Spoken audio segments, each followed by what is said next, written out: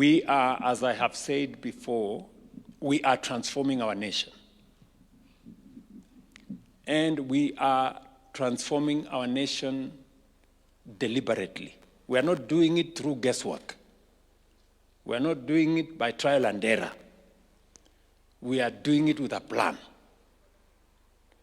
And when you say what is happening in Migori, it is happening everywhere in the Republic of Kenya.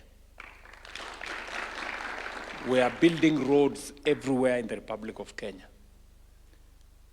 We are transforming agriculture in Migori. You know very well that in fact, 2 years ago, farmers in Migori, sugarcane farmers, used to wait for months before they are paid for their delivery of cane. Today, they are paid every 7 days. So we are transforming agriculture not just in Migori, but in every part of the Republic of Kenya. We are constructing stadia.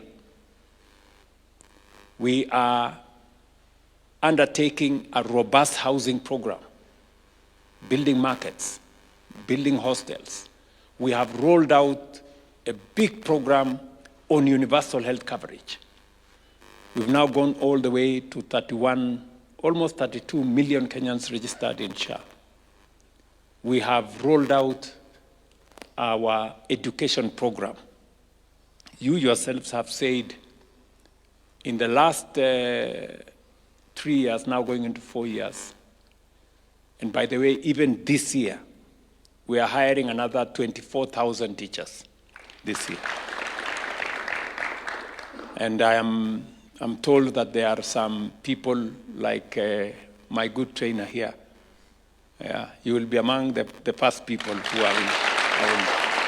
we will hire you and the trainer that I have been told, tutawapatia kazi, ndio waendelee kusomesha watoto na kutrain nyinyi kama footballers.